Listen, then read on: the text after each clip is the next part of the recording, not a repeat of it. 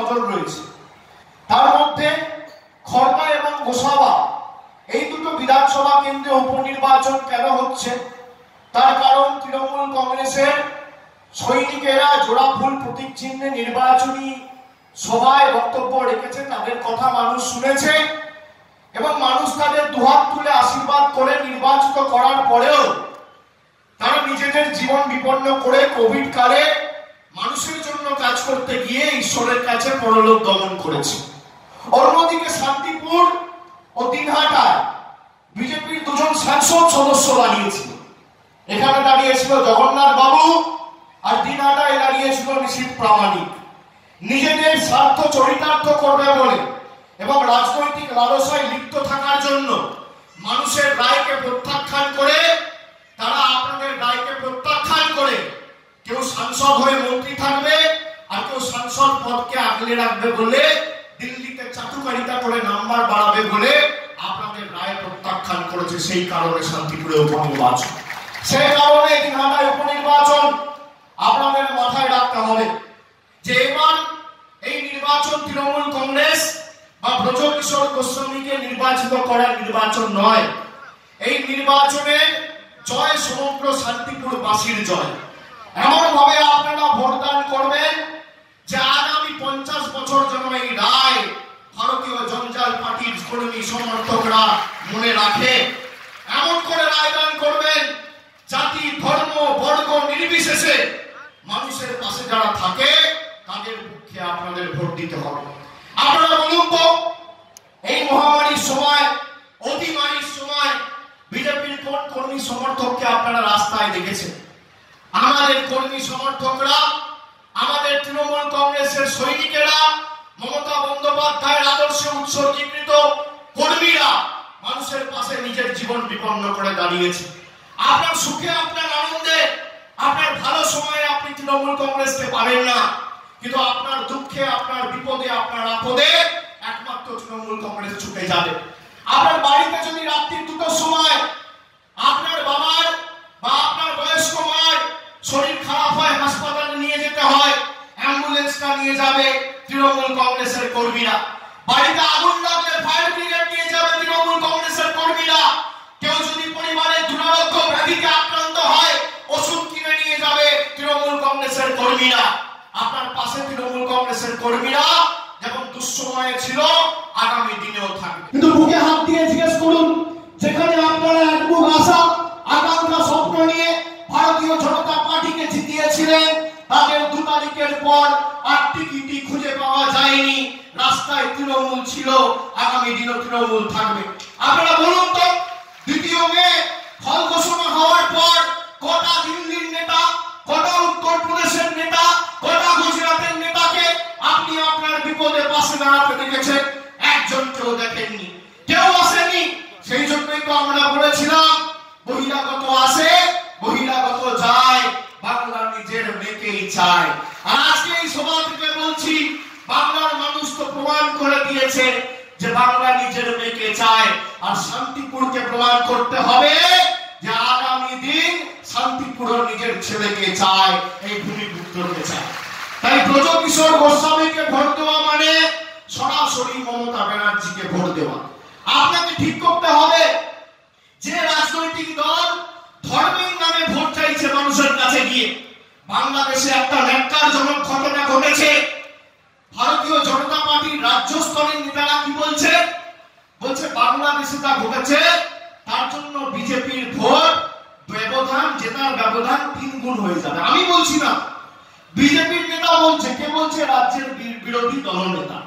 তার কথা মানে কারোর পৌষমাস আর কারোর সর্বনাশ।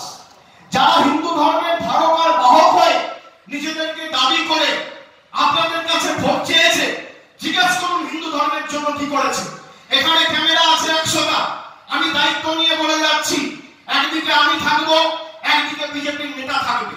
হিন্দু ধর্মের ধারক আর বাহক বলে যারা নিজেদের দাবি করে, 7 বছর কেন্দ্র সরকার, নরেন্দ্র মোদী প্রধানমন্ত্রী, ভারতীয় জনতা পার্টি ক্ষমতায়, এই বাংলা শান্তিপুর নদিয়ার জন্য, হিন্দু ধর্মের জন্য, বৈষ্ণব ধর্মের জন্য, সনাতন ধর্মের জন্য, সর্বধর্ম সমন্বয়ের মন্ত্র রক্ষা করার জন্য ভারতীয় জনতা পার্টি কি করেছে? তথ্য পরিসংখ্যান ভারতীয় জনতা পার্টির নেতা থাকবে। যে কোনো মঞ্চ বেছে নিন, সময় আপনি ঠিক করুন, জায়গা আপনি ঠিক করুন, সঞ্চালক আপনি ঠিক করুন, সময় আপনি ঠিক করুন, তারিখ আপনি ঠিক করুন। আপনি আপনার রিপোর্ট কার্ড নিয়ে যাবেন, 7 বছরে আপনার মোদীজি কি করেছে, আর আমি আমার রিপোর্ট কার্ড নিয়ে যাব 10 বছরে মমতা ব্যানার্জি কি করেছে। উন্নয়ন পরিসংখ্যানের তথ্য নিরিখের লড়াই হবে। যদি 10-0 গোল না দিয়ে আপনাদের মাঠের বাইরে করতে পারি, রাজনীতির আমি নয় পা রাখবো না, এত বড় কথা বলে দিয়ে যাচ্ছি। বাংলাদেশ করে দেবে বলুন। 27শে মার্চ নির্বাচনের সময় বাংলাদেশ কে গেছিল? ভারতের প্রধানমন্ত্রী নরেন্দ্র মোদী গেছিল। শেখ হাসিনাকে পাশে নিয়ে জয় বাংলাকে বলেছিল। বাংলার মাটিতে জয় বাংলা বলে না, বাংলাদেশের মাটিতে বিজেপি গিয়ে জয় বাংলা বলে। এই বিজেপির বিচারিতাকে আগামী দিন শেষ করার জন্য 2 নম্বর বোতাম টিপে ব্রজকে জেতাতে হবে, নইলে ভারতবর্ষ ভাঙবে। কে বাংলাদেশ গেছিল 27শে মার্চ? আমি তো ক্যামেরার সামনে বলছি। তা আজকে আপনি যাচ্ছেন না কেন? বাংলায় কিছু হলে কোথায় কোথায় ভারতের স্বরাষ্ট্রমন্ত্রী অমিত শাহ প্রতিনিধি দল পাঠাচ্ছে, বাংলাদেশে যাচ্ছেন না কেন? লজ্জা লাগে না? আপনারা ভেবেছিলেন কি ওখানে গিয়ে ইলেকশনের সময় ডিল করে চলে আসবো আর বাংলার মানুষকে বোকা বানিয়ে হিন্দু মুসলমানের মধ্যে বিভেদ করে আমরা বাংলা দখল করব? আরে এই মাটি গুজরাট নয়, এই মাটি মধ্যপ্রদেশ নয়, এই মাটি উত্তরপ্রদেশ নয়, এই মাটির নাম পশ্চিমবঙ্গ। আপনি দেখেছিলেন তো নির্বাচনের আগে বাংলা থেকে লোক যাচ্ছিল দিল্লিতে গিয়ে উত্তরপ্রদেশের নেতাদের হাত ধরে ভারতীয় জনতা পার্টি জয়েন করছিল। গতকাল কি দেখলেন?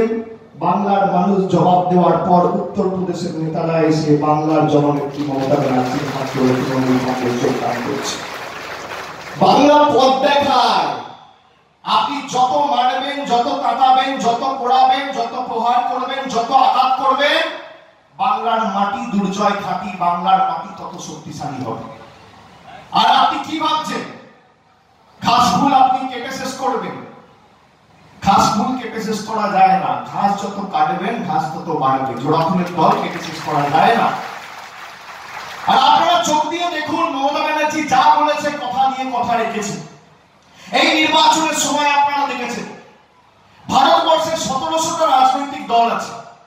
1700 রাজনৈতিক দল, তার মধ্যে 5টা-6টা রাজনৈতিক দল যা সর্বভারতীয় রাজনৈতিক দলের স্বীকৃতি পেয়েছে নির্বাচন কমিশনের কাছ থেকে। ভারতীয় জনতা পার্টি বিজেপি একটা সর্বভারতীয় রাজনৈতিক দল। ভারতের জাতীয় কংগ্রেস সর্বভারতীয় রাজনৈতিক দল। সিপিএম যদিও খাতায় কলমে সর্বভারতীয় রাজনৈতিক দল, মাঠে ময়দানে নেই। শরদ পাওয়ারের ন্যাশনালিস্ট কংগ্রেস পার্টি সর্বভারতীয় রাজনৈতিক দল। আর একটা বাংলার জননেত্রী মমতা বন্দ্যোপাধ্যায় কালীঘাটে টালির ছাদের তলায় থাকে হাওয়াই চপ্পল পরা মহিলা, তৃণমূল কংগ্রেস সর্বভারতীয় রাজনৈতিক দল। কিন্তু পার্থক্য কি? ধমকে চমকে সব রাজনৈতিক দলকে ঘরের ভিতর ঢুকিয়ে দিয়েছে। ইডি সিবিআই এর ভয়ে কেউ মুখ খুলছে না। একমাত্র তৃণমূল কংগ্রেসকে ধমকে চমকে আটকাতে পারেনি। কংগ্রেসের সাথে আমাদের পার্থক্য কোথায়? 7 বছর কংগ্রেস হয়তো সম্মুখ সমরে বিজেপির সাথে লড়াই করছে, কিন্তু বিজেপির কাছে 7 বছর ধরে কংগ্রেস হারছে। আর তৃণমূল কংগ্রেস 7 বছর ধরে বিজেপিকে প্রতিনিয়ত হারাচ্ছে। মমতা বন্দ্যোপাধ্যায় যে কাজ করেছে 2016 সালে এই বিধানসভা থেকে কংগ্রেসের প্রার্থী জিতেছিল, তাও আপনি বলতে পারবেন না যে উন্নয়ন বাধাপ্রাপ্ত হয়েছে, উন্নয়ন স্তব্ধ হয়েছে।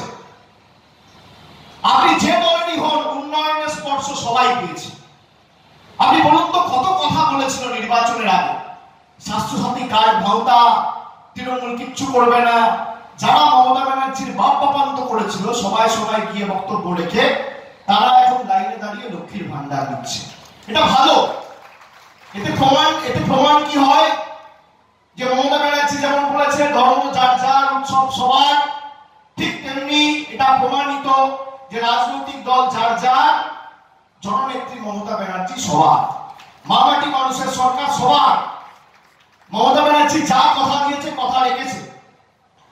ছাত্রছাত্রীদের জন্য বলেছিল স্টুডেন্ট ক্রেডিট কার্ড, চালু করে দিয়েছে প্রকল্প। একাধিক রাষ্ট্রায়ত্ত ব্যাংকের সাথে টাই আপ হয়ে গেছে। লক্ষ্মীর ভান্ডার আমরা বলেছিলাম যে আমরা ক্ষমতায় আসার পর ন্যূনতম মাসিক আয় বলে একটা প্রকল্প শুরু করল। সেই প্রকল্পে ভারতবর্ষে 1,10,00,000 পরিবারের গৃহবধূদের হাতে, যদি আপনি সাধারণ পরিবারের হন, জেনারেল ফ্যামিলি, মাসে 500 টাকা, বছরে 6,000 টাকা। আর যদি তপশিলি জাতি উপজাতি পরিবারের হয় তাহলে মাসে 1,000, বছরে 12,000 টাকা আপনাদের ব্যাংক অ্যাকাউন্টে সরাসরি মমতা ব্যানার্জি পৌঁছে দেবে। দেখুন 3 মাসের মধ্যে দুয়ারে সরকার শুরু করে লক্ষ্মীর ভান্ডার প্রকল্প চালু হয়েছে। মমতা বন্দ্যোপাধ্যায় কাজ করে দেখিয়েছে। আর ভারতীয় জনতা পার্টি কি বলেছিল? বলেছিল আমরা যদি ক্ষমতায় আসি আচ্ছেদিন আসবো, 15 লাখ দেবো। পেয়েছেন? পেয়েছেন? মমতা বন্দ্যোপাধ্যায়ের কন্যাশ্রীর 25,000 টাকা আপনার ব্যাংক অ্যাকাউন্টে ঢুকে গেছে।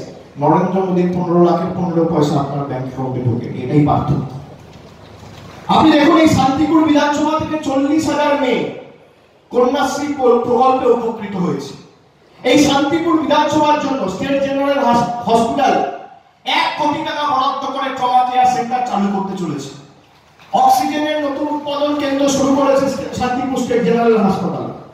আপনি বলুন শান্তিপুর মিউনিসিপ্যালিটি অধীনে যে স্টেডিয়াম রয়েছে, সেই স্টেডিয়ামের সংস্করণের জন্য 8 কোটি টাকা বরাদ্দ করেছে মমতা ব্যানার্জি সরকার। আগামী দিন উদ্বোধন হতে চলেছে।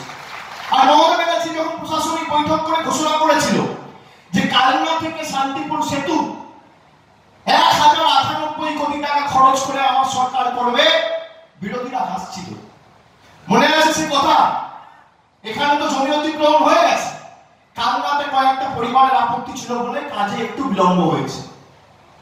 জেলা প্রশাসনের তরফ থেকে নির্দেশ গেছে যে যা টাকা পয়সা লাগে আমরা দেবো।